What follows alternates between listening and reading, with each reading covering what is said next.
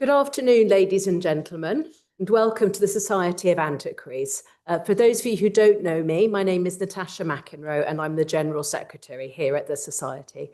And one of my greatest joys, I suppose, of working here is that there's always something different happening. So last night we were celebrating National Poetry Day with poetry readings, which was absolutely wonderful, really inspiring. And today we're moving to something I think is becoming a real interest and enthusiasm of the Society, which is textile history. So this is, again, covering all of the interests and enthusiasms of the Society, which links to the material past. So this can be book history, heraldry, art history, architectural, archaeology, you name it. If it relates to something of the past that we can learn about through history that's an object, then that's appropriate to be here. So just a few housekeeping points. We haven't got a fire alarm scheduled. It's in the unlikely event, if one sounds, if you could follow me or anybody who's wearing a purple lanyard, and we assemble out in the courtyard at the feet of the statue of Sir Joshua Reynolds, appropriately enough. And that's where we meet. And if I could just ask everybody just to check that their mobile phone is on silent, because we don't want it going off during the lecture. So today's talk is called Opening the Doors onto Early Modern Embroidered Boxes by Dr. Isabella Rosner. Isabella is a curator of textiles and contextual studies lecturer at the Royal School of Needlework. She is a 2023 BBC AHRC New Generation Thinker, and is the author of Stitching Freedom, Embroidery and Incarceration by Common Threads Press. Isabella also hosts a successful So What, you see what she did there, podcast about historic needlework and those often anonymous individuals who stitched it. Isabella's kindly said that she will answer some questions after her talk, so we'll have a roving microphone. But for now, without any further ado, I'd like to hand over to Isabella. Welcome. Thank you. Thank you so much. Hi, everybody. Can you hear me? Yeah, great. Thank you for being here, and thank you to the Society of Antiquaries for asking me to be here. I'm really excited to talk to you all about possibly my favorite subject ever, which is early modern embroidered cabinets and caskets.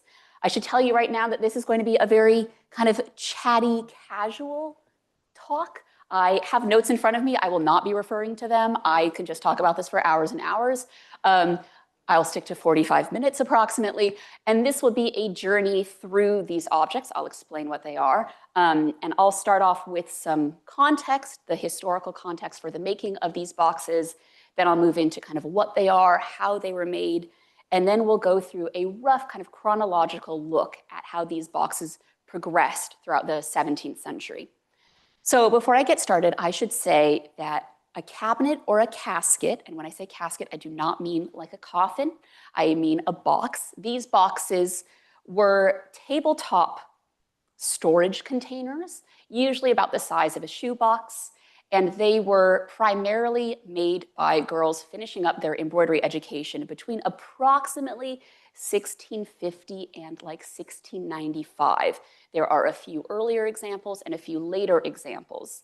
But these boxes would have been embroidered on all sides. We'll talk about what kind of embroidery they had on them and what they held within them. But I think these boxes are incredibly fascinating and important survivals of the history of embroidery. And basically why I love them so much is I think they're really beautiful, but also because these boxes to me are representations of agency and ownership and privacy for girls and women at a time where they had very little of that. So now that I've kind of given you the intro, let's get into it.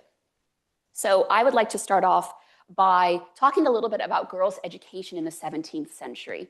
And here is some kind of visual evidence of what these spaces would have been like. So starting really in the 17th century, girls were being sent in increasing numbers, really blossoming numbers, to female academies. These were girls who were mostly well off. They were the daughters of aristocrats and members of the middling sort, so the children of people like businessmen. And they were being sent to female academies, usually boarding schools, and they were being taught a mixture of practical and more artistic skills. I should say that the center of girls' education in the 17th century was Hackney. I think that is a surprise to people because now it's very trendy. And back then it was actually where many members of the aristocracy and middling sort had their country houses. And it was a place where you could travel on horseback quite quickly to and from the city of London, but it offered the space and fresh air of the countryside.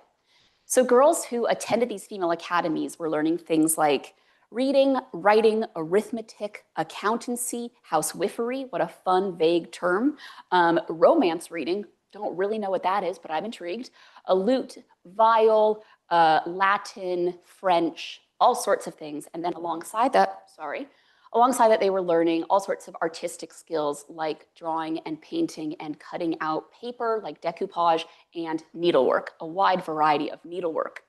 And this needlework and all of these other skills would have been kind of skill building to make them successful future wives, mothers, and mistresses of households. The needlework oftentimes accumulated in the boxes that we'll see today.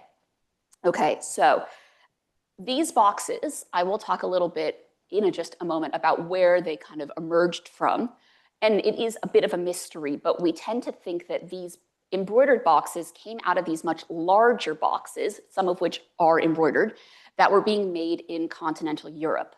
So these are boxes that oftentimes have wood inlay or nice embroidered panels. And these boxes were coming from places like Flanders and the Netherlands and Italy. And they were basically miniature cabinets of curiosity for men primarily who are going on tours of continental Europe. And they are putting inside these boxes things like bones from obscure animals and shark teeth and shells from far away. It was a chance to kind of catalog and categorize all of these objects from around the world. I think about the 17th century all the time, and one of the things that I think most about is this feeling that I believe they must have had of overwhelm, excitement, but overwhelm in the face of rapidly increasing global trade. This is a time when all of this stuff is coming into Britain, and it's coming in really fast, and there's a lot of it, and there are new people and new ideas, materials, images. It's a lot to handle. And I think the 17th century was a time of categorization and cataloging to make sense of this kind of overwhelm, this joyful overwhelm. And we'll see this similar sort of cataloging and categorization with the boxes made primarily by teenage girls. These boxes would have been made by professionals, and they would have been primarily made by men. Likely the embroidered panels, like the ones that you see on the left, would have also been made by men, or maybe a mix of men and women. The box on the right is an extra fabulous one, and it is the box that was purchased by John Evelyn, who wrote a famous diary in the 17th century. He bought this in Florence, and he used it here in England. We will meet him again in a kind of strange way later. But these boxes are, I think, helpful precursors for us to understand where our boxes, the boxes that we're looking at today, came from, because they're a similar shape, and they have a similar kind of breakdown of drawers, and they too have secret compartments. Secret compartments were an incredibly important part of a teenage girl's cabinet or casket. It was an opportunity for them to store items that they didn't want to share with the world. And they were made even more secret by the fact that to get into one of these boxes, you had to have a key. They were always locked, oftentimes multiple locks. These were really spaces of privacy, treasure chests for these girls. Okay, so now we should get into the actual boxes themselves. So I've explained what a cabinet or a casket is, but I've not explained what the difference is. A casket is a box that opens just at the top with a lid. A cabinet opens at the top and via two front doors. So this is a cabinet. Occasionally, cabinets also open kind of with a door that opens downwards. We'll see one of those. But when boxes have multiple openings, that is a cabinet. When they just have that top one, that's a casket. So these boxes were used to store things like sewing supplies and writing supplies and perfumes and trinkets and tokens from friends, things like shells, gems, things in your secret compartments. And you can really see the secret compartments in the box, the photo on the right. So I don't know if I can point this out, but hopefully I can. You can see that there are two shaped drawers that have like a long stick and then a kind of long, narrow, rectangular shape. And those drawers exist behind the drawers in front of them. And you can only access them by taking out the drawers that are in front. But you wouldn't know they existed unless you happened to already know about the secret compartments and you had a very discerning eye.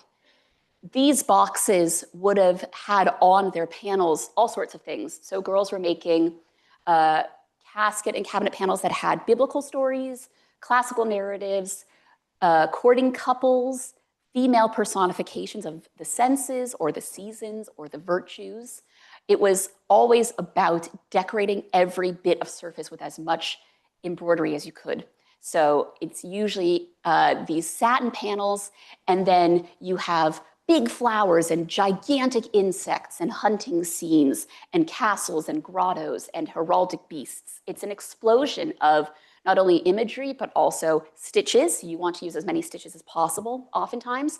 Materials, sometimes you're using things like coral, real and artificial, little pearls, beads, sometimes bird beaks, very rogue.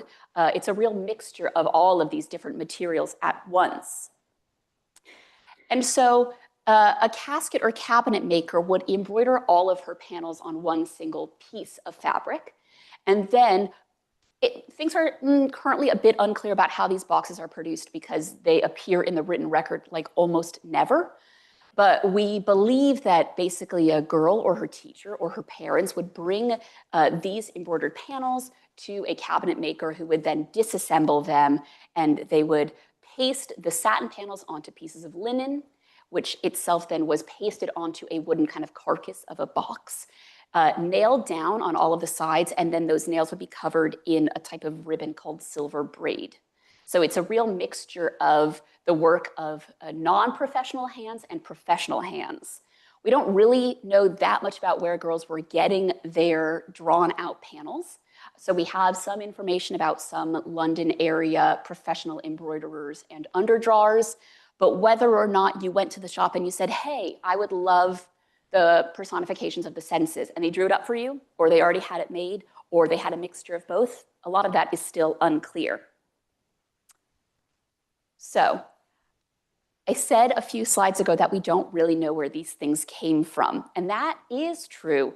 The written record is very sparse when it comes to the needlework of girls and women in the 17th century. So oftentimes in surviving texts, we have information about women saying they're embroidering. They're not really telling us what they're embroidering. Sometimes we have information about, this gal hated embroidery. We don't really know why or what she was embroidering. This gal loved embroidery. We don't really know why. We don't know what she was embroidering. The emotional implications are often gone, but so is the specificity. And because there's so little information, we kind of have to pull from very specific sources to understand anything about these boxes. These two boxes have some very helpful information within them about the production of these objects. So there is a box here on the left made by a girl named Hannah Smith, and it's at the Whitworth in Manchester, and she writes a note that still exists in the cabinet. And it says, I went to Oxford in the year of 1654, and my being there nearly 2 years. I was almost 12 years of age when I went, and I made an end of my cabinet at Oxford, and my queen's stitch, that's another type of embroidery, and my cabinet was made up in the year of 1656 at London. So with that letter that has some really funky grammar to our 21st century ears, she tells us a lot. So she goes to school in 1654, and she's in Oxford. She is there for 2 years, and she starts school when she's almost 12, so she's 11. She makes this when she's 13, and the production of the box has to happen in London, not in Oxford. So we know where these objects are being taught, where they are being produced, when they are happening, right? So this is around 1656, and we know how old some of these girls are. So she's making this when she's 13. We estimate that a lot of these boxes were being made by girls when they were between 11 years old and like 17. So really, this is the work of some very young people. And remember, not only are they really young, they're fighting against a lot of natural disadvantages in that they don't have artificial light. They have to work with the daylight. They have to use a big window or sit in a doorway or sit outside. They don't have magnification. They're doing this all by the sunlight and through a very thorough needlework education. That letter also helps us kind of understand when these things were really going on and happening. We think, as I said at the beginning, that things start happening around the 1650s. It's probably a fair bit earlier than that, but that's when the earliest dated objects like this come from. So we can see that by 1656, this is a well-established tradition. These objects have a name. There's a system in place. You can go to school in Oxford and have it made up in London. So we can know that these things are already kind of being produced in large numbers by 1656. The object on the right tells a bit of a different story, and it has in it a letter that was written by the great-great-niece of, is that right? Yes, the great-great-niece of the maker of this box. And it says, after the plague in London, all the young ladies' works were burnt, and then she crossed it out, and then wrote destroyed, that they were about at that time. And she names the maker of this box Miss Blewett. So we learned from this that there probably were many more of these that survived in the 17th century, but they were burned like other textiles because it was thought that textiles would spread plague, that they were miasmatic. She also gives us a name of a maker. But this is an interesting example of how family provenance kind of gets stuff wrong, because I did do a deep dive into this supposed maker. And it is not Miss Blewett, I'm sorry to say. Miss Blewett was simply not alive when this was supposedly made. What is also helpful is that the writer of this letter lists her ancestor, the supposed Miss Blewett, as stitching this at Hackney School. I have a lot of thoughts on which Hackney School. She does not tell us. I have some feelings about that, but now we know not only who supposedly made this, but we have a sense of where they were and when they were. If we're talking about the plague, we can date this to around the middle of the 1660s. So it's due to these very scant and sparse and rare records from the written record that we know basically anything about these boxes at all. And the rest of the story usually comes from the items themselves, these objects that tell their own story.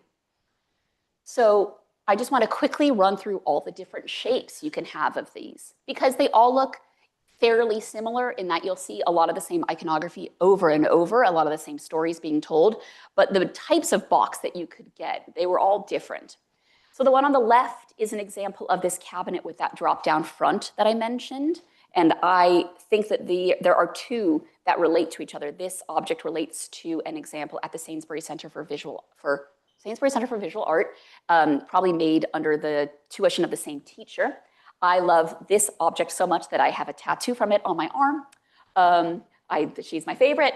And we have an object next to it, which is by Martha Edlin. I will talk about her more later. She is a legend. If you know anything about 17th century embroidery, you know her name. And she makes a casket, so you can see that it's only the top that opens. The next object is a cabinet, and I wanted to show it not only to show this very typical kind of cabinet shape, but also because it's very unique in that it has an internal garden. I hope you can see that in the slide. It has these four figures and these trees, and the trees are made out of cut silk and kind of wrapped around wire. The object at the end is a casket, or sometimes called a work box, and it's very squat and big. By the 1680s, things are getting shorter, more narrow, but much bigger. But they maintain the shape on the inside that the others have. So over the course of the kind of development of these boxes, they start off kind of small, they get bigger and oftentimes more domed, they get more intricate in terms of how they get opened, and then they get squatter all of a sudden and much wider. But all of these have a shared interior in a certain way, in that a lot of them, not the first one, but the other three have a quilted interior, and all four of them use salmon pink silk. That was the hot color of the 17th century. When it came to fashion and textiles, the inside of your slippers would have that, the inside of your gloves, the inside of your cabinet or casket. This was the most fashionable color. And I was going to say something else about this. Yes, quickly. You can't see it in these photos, but these are all united also by the use of the same marbled paper. All of them use the same kind of pink, purpley marbled paper, which suggests that this paper was made by maybe one specific workshop or just a few, even though all of these objects are taking their own shape and making their own kind of choices about what they have on them and where these boxes open and what's inside of them. They're all united by a shared material and a very similar interior. And then I oftentimes get questions about who was making these and what is the difference between a professional example of this and a non-professional example of this. Because I have been saying that this is primarily the work of schoolgirls, and that is true. The vast majority of these objects that survive are the work of girls who were either being taught to embroider in the home or at these female academies, and that is very typical of embroidery of the 17th century. At least based on what survives, the 17th century in terms of embroidery can kind of be classified as the age of the teenage girl. The vast majority of stuff that is around today was the work of girls between the ages of about 11 and 14. But sometimes these boxes were made by professionals. We are still working to figure out which workshops were making these and how they were making them and why and for what clientele, presumably for people who wanted this sort of box, but they themselves would not have made one themselves. But it's oftentimes hard to spot the difference between a professional example and a non-professional one. But I think these two are good examples for what they depict and how they depict that. So on the left is this really exceptional box, and it has a full garden on the top that is made entirely out of textiles.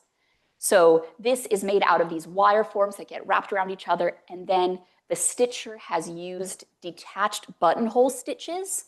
That's basically, okay, you know the edge of like a blanket, and it has a stitch that captures the bottom of the raw edge and also stitches up into the fabric.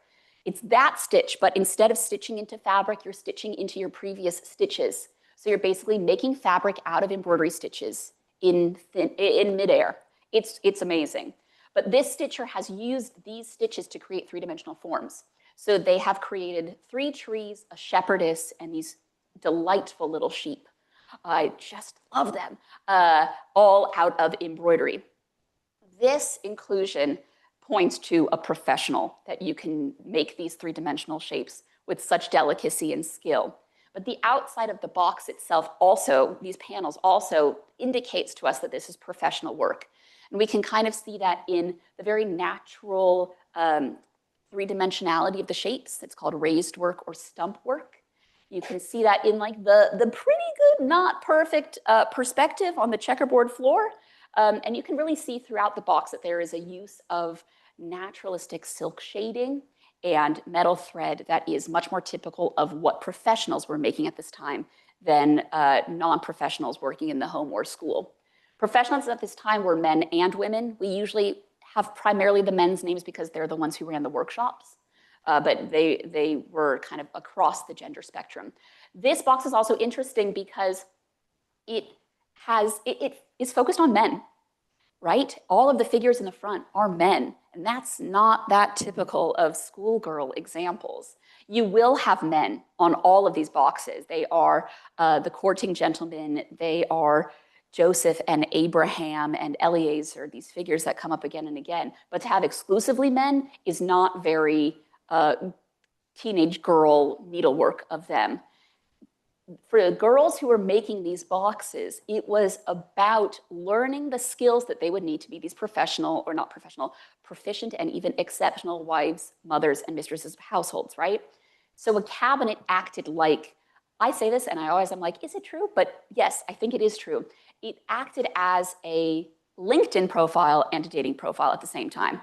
This was a way to show off to a potential suitor, a husband, that you had all of these skills that would make you great, right? So you had piety, because oftentimes you would be stitching biblical verses or biblical stories. You had patience. This is a slow art form. You had dexterity and taste and artistry. You had access to these materials, you were wealthy, your parents were invested in your education. All of these things would make you a pretty good wife by 17th century standards. So it was about these girls stitching stories that taught them skills or qualities they would need for the rest of their lives, or ways to understand the world. So when you get these female personifications of the senses, as you do on this right-hand cabinet, it's about kind of classifying and quantifying this large-scale world, this expanding world that is getting bigger and bigger through global trade. But it's also tied to the fashionable interior because the personifications of the senses were the thing you wanted in your mural, in your tapestry, in your domestic furnishings in this period.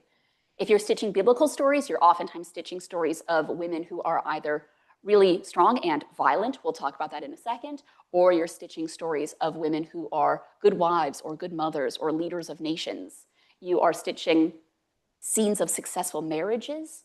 You are stitching stories that show off that you know Latin and you know your Greek and Roman mythology. It's about not only using as many materials and stitches and motifs as possible, it's about showing off what you know and what qualities you have. So the difference between these two boxes is not only thematic, it's also in look. The girl who stitched on the right is an extremely skilled stitcher. I could literally never get to that level, and she's probably like 12.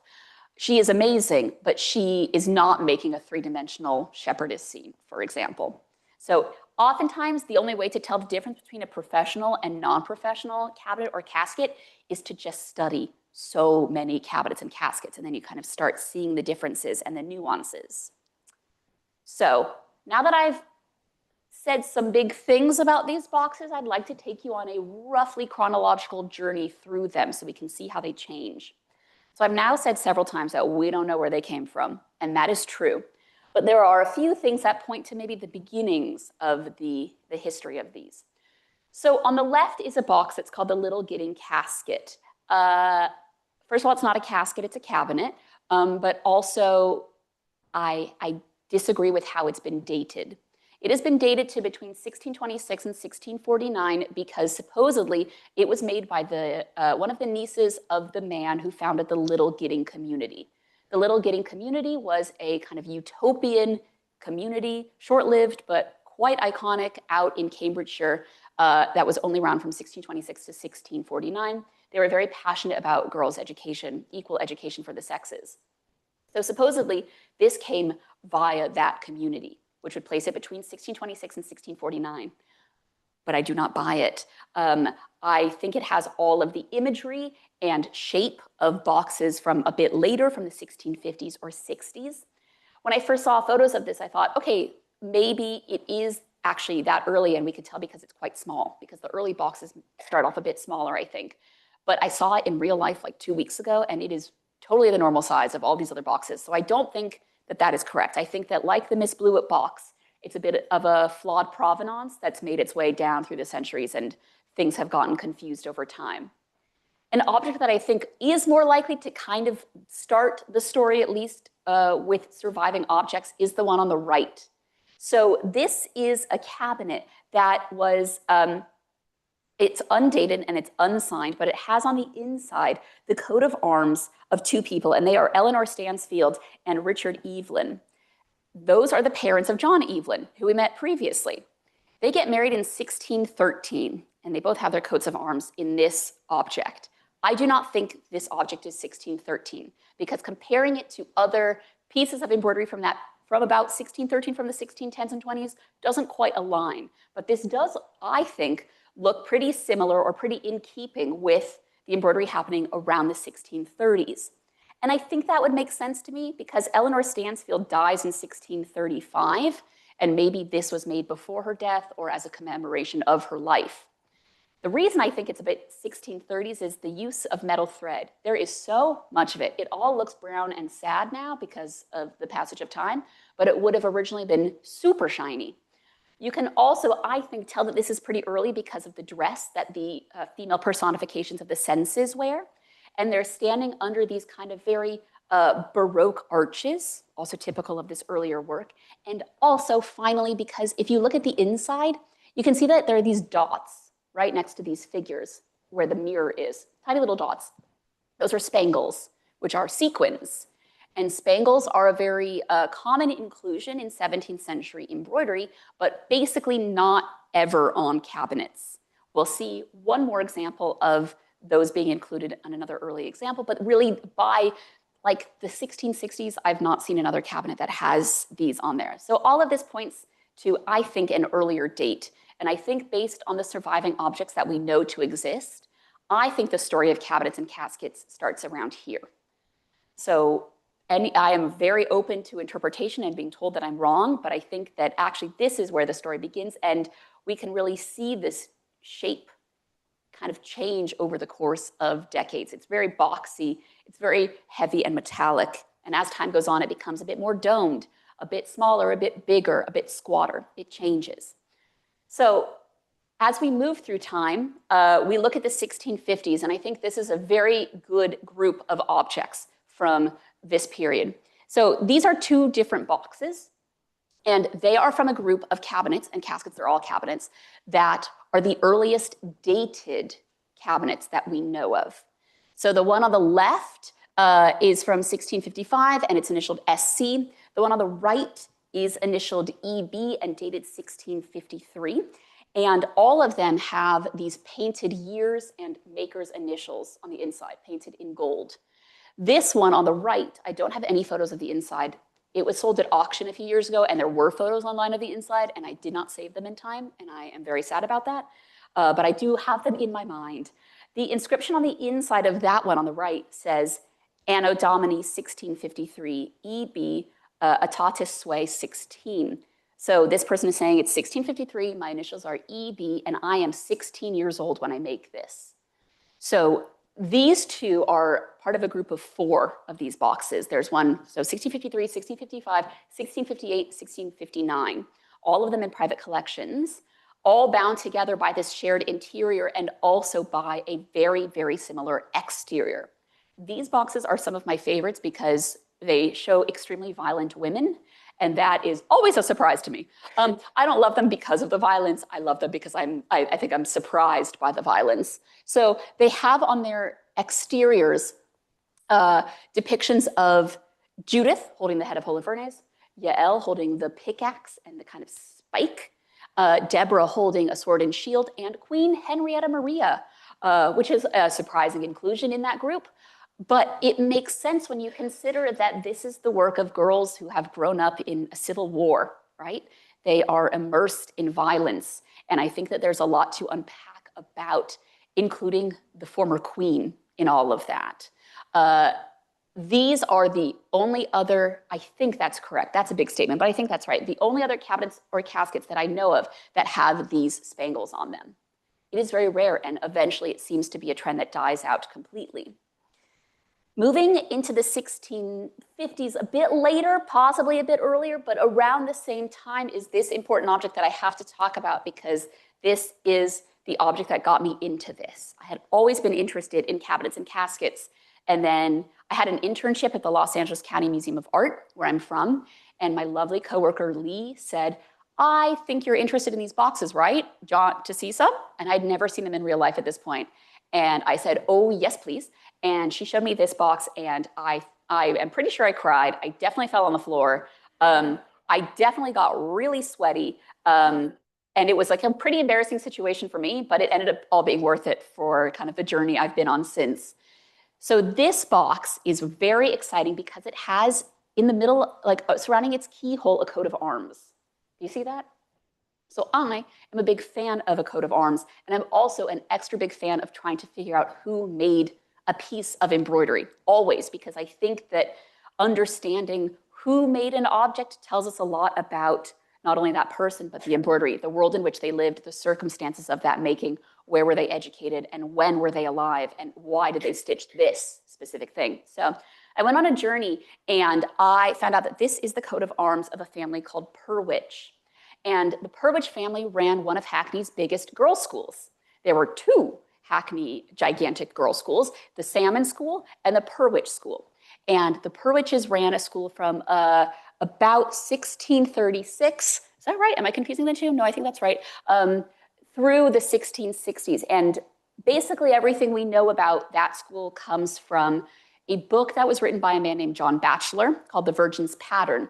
And it was a memorial to a woman named Susanna Purwich, one of the daughters, who was a kind of actually internationally known viol player and was extremely skilled in embroidery. And he tells us loads and loads about the school. She unfortunately dies at 25 years old because she slept over at a friend's house. She slept on damp sheets. She got a cold. She died. Very grimly 17th century. But I did a lot of research on this object, and I think that this was actually made by Susanna Purwich herself, which would be extremely cool. Even if it's not by her, it is by a member of the Purwich family, because you could not use the Purwich coat of arms willy-nilly. So to be able to connect this object to a family and a place is really exciting, especially because I have connected 2 other known cabinets to this group, one in Doncaster and one in the Fitzwilliam Museum. I think it's really exciting to be able to rebuild networks of girls and women learning from each other and teaching each other and producing this art together. And I can't help but think that if Susanna made this, she was, depicting herself or somebody similar when she depicted the woman with the lute. That's very romantic. I think that's probably not true, but I think there's a little bit of, self-relating, a little bit of a self-portrait going on here. And as we kind of move our way from the 1650s to the 1660s, I have to talk about the cabinet that is here in the Society of Antiquaries. And this is a box that's very typical of this period. It has this dome, and I keep talking about this dome. This kind of pyramidal top would make this object be called a double casket or cabinet. And it opens in a lot of different ways. So it opens at the top via the lid. It opens in below in the domed section. You can see the keyhole. It opens below that, and it also opens via the 2 front doors. So this is rife with secret compartments. It's very typical of the period in that it has on all of the sides scenes from the story of Esther and Ahasuerus. Again, with the violence, this is the hanging of Haman at the back here. And it's very typical of the period also because it has these long stretches of thread, these kind of very painterly satin stitches. You can't really even see the fabric underneath. This person was using so much material. It still has its surviving key, which is amazing and very rare, and it has that very typical salmon pink interior.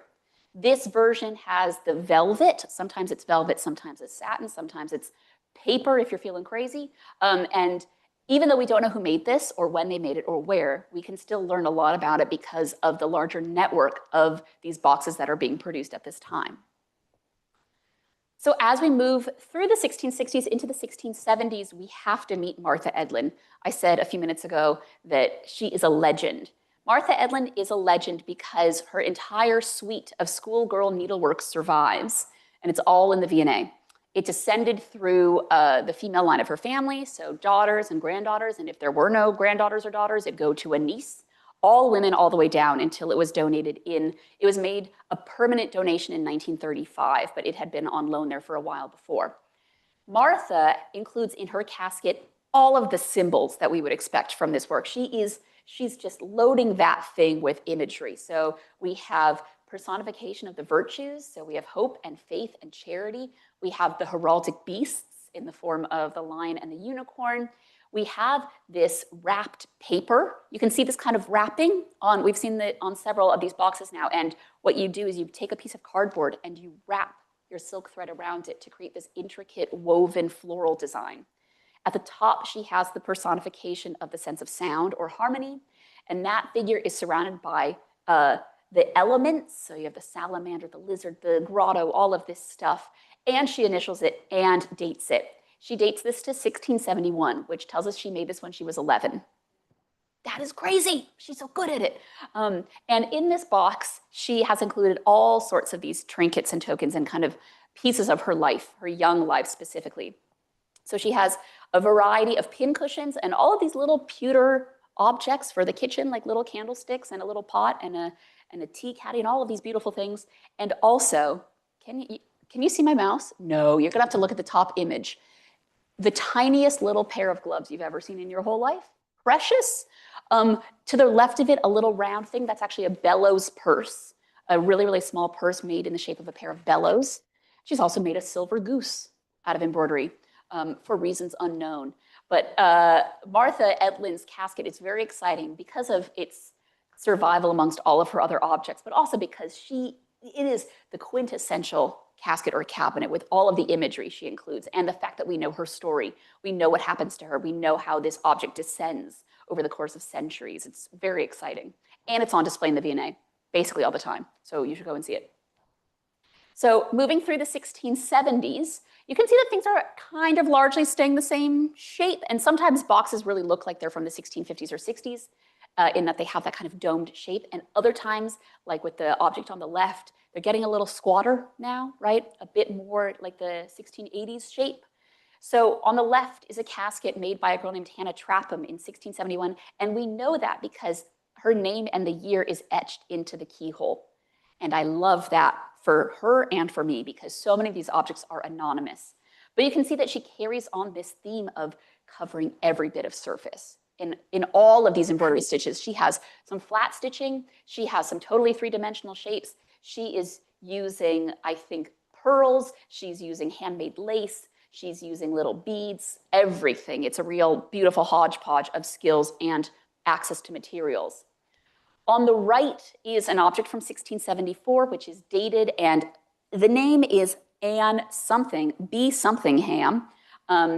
It is very annoying because actually on the inside, she has woven in that technique with the cardboard, her name, and then whoever made the cabinet put the keyhole in the middle of her name.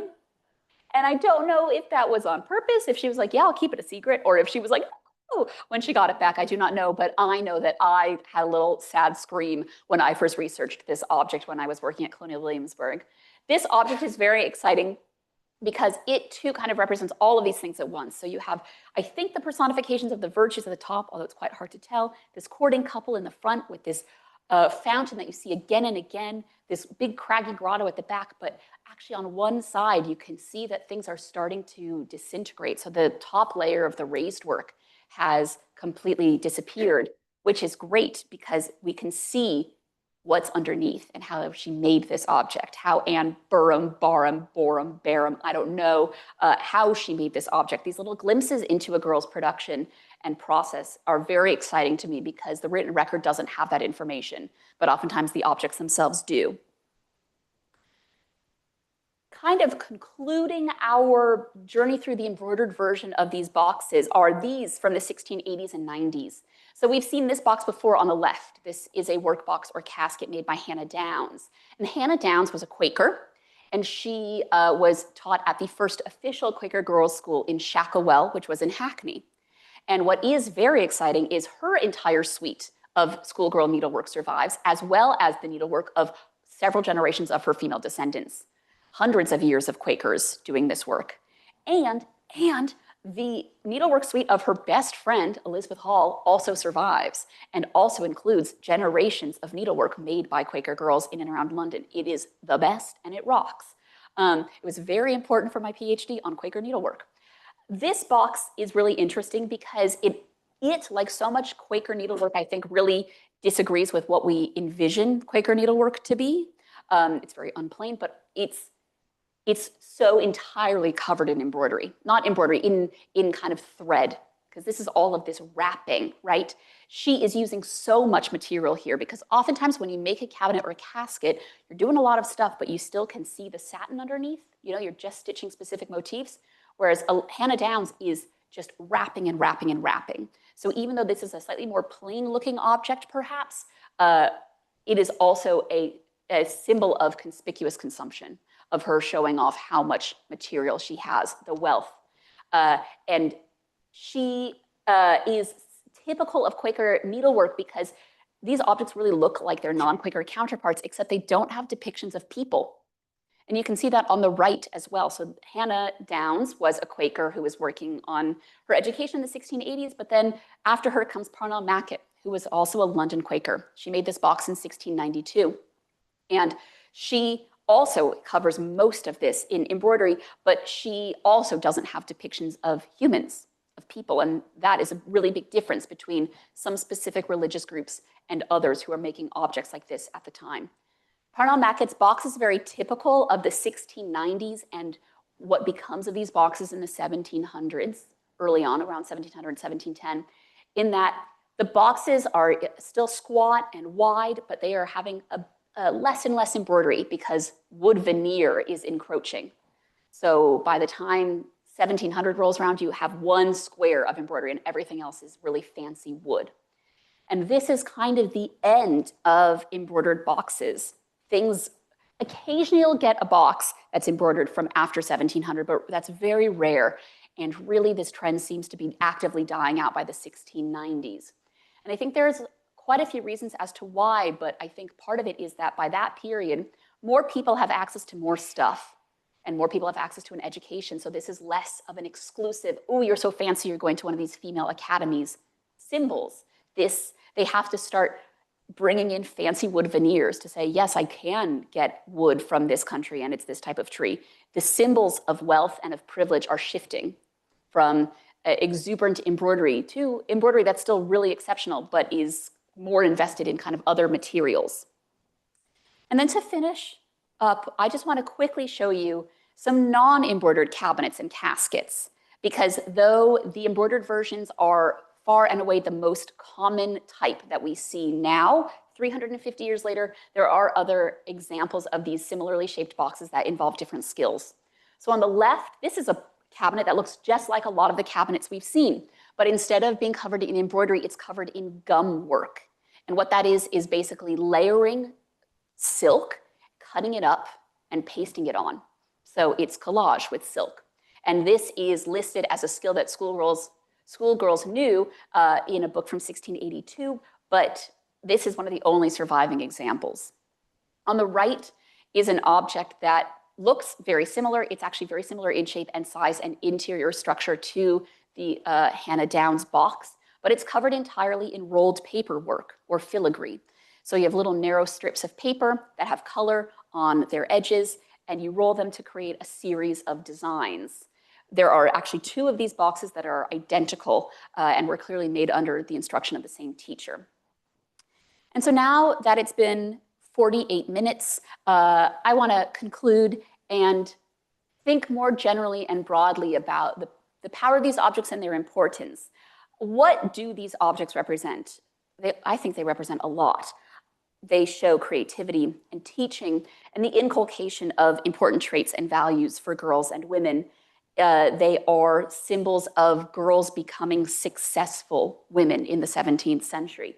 But I also think that most importantly, I think, or maybe not, but important to me is that these are spaces of creativity and skill that are also opportunities for agency and that privacy and ownership, that this could hold a girl's entire material world, not her clothing, but all of the small size objects that were hers and hers alone, the work of her own hands or those of her friends, or things that she bought that were precious to her. I think that very rarely in other types of history can we see the teenage girl in this period, but in these objects, they are loud and clear. They are telling us their stories. They are telling us what's important to them and their families and their communities. And I think it is so thrilling to be able to read these objects and see what they have to say, and it is a huge privilege to be able to do so. So thanks for letting me talk to you about them. That's it. Okay, I'm gonna escape. Thank you so much for having me. Oh, I don't know how to get out of this slide, but I hope Don't worry about it, we can leave it. All right, thank you so much, Isabella. She has agreed to take a few questions from the floor. If I could ask those of you who are in the room, if you'd like to ask a question, stick your hand up, but do wait until the microphone comes to you, because we also have a lot of people listening in from home, and they won't hear what you're asking if you don't speak into the microphone. If you are at home and you'd like to ask a question, if you just type it into the chat, then we can certainly read some of them out at the time. So if you'd like to ask a question, please stick your hand up. I think the lady in red at the back was first off the mark there. Hi, Sonia. Hi, Isabel.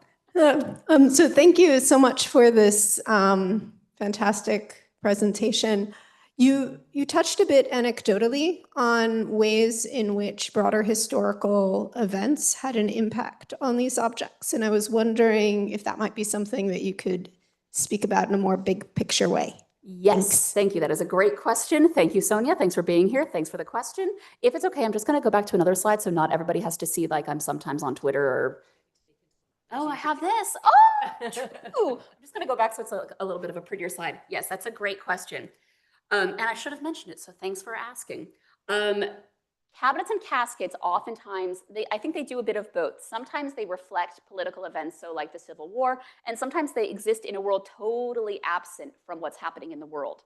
The female academies that a lot of these objects were being made at are spaces where girls from totally kind of opposing families are learning together. So you have the daughters of royalists and parliamentarians learning alongside each other. These female academies don't seem to have stopped during the plague, even though they are burning their textiles at a certain point. So I think in some ways, the political events and the unrest of the 17th century is very present, but in other ways, it's kind of like a beautiful vacuum, a chance to kind of move away from what's happening there. And I think that there is much more to unpack about how these objects reflect what's happening historically than we have the capacity to kind of understand and investigate. I think embroidery is oftentimes a language, not just people stitching words, but there are symbols and stitches and materials that had significance in the past that are no longer very obviously significant to us. So I think that there are probably a lot of stories and a lot of specific imagery on these objects that would have told somebody looking at this object, oh, this person thinks this about this, right? This person is a royalist, or this person is a parliamentarian, or this person is a nonconformist, or this person fled London during the plague, or all of these sorts of hints of life that we can't quite read anymore.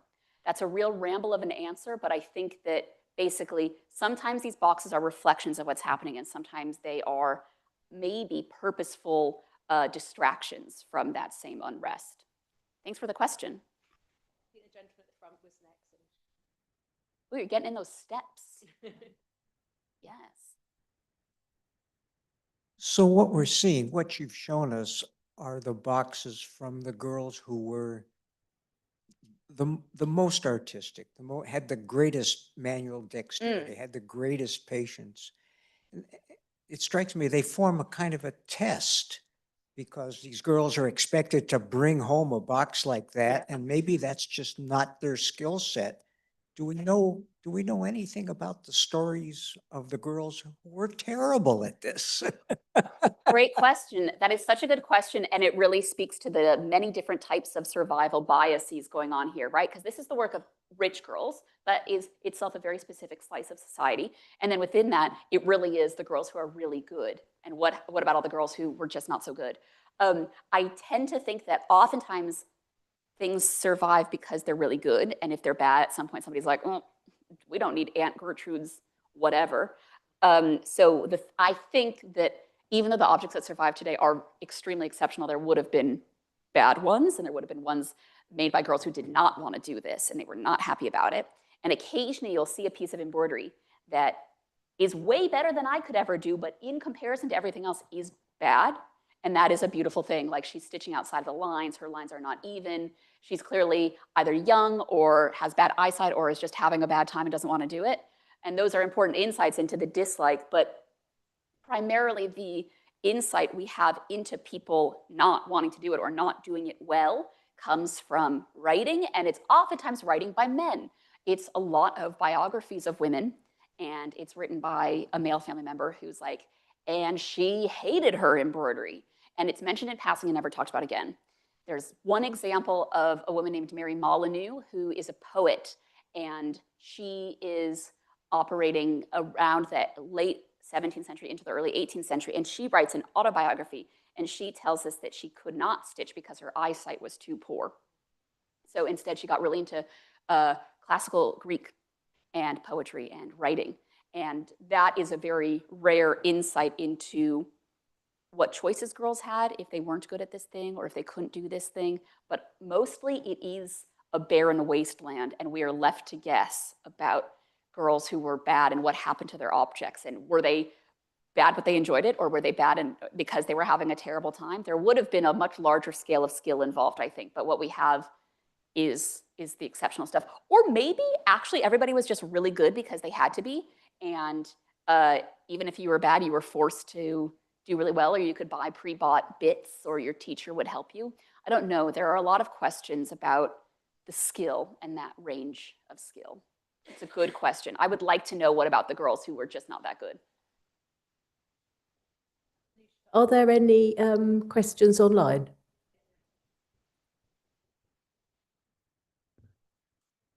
Yeah, we've had lots of questions online. I'm going to try to roll a few together for efficiency. So we've had a few questions about sort of the global context. So can you tell us a little bit more about what's happening outside of England, and also the global context of the boxes themselves? Where are the materials coming from? Great questions. Yes, so there's a lot of ties to these objects and global enslavement and global trade and power dynamics and the beginnings of the British Empire. These objects are made by girls who are oftentimes the daughters of men who have shipping interests in things like the South Sea Bubble, or even in ships that would transport people.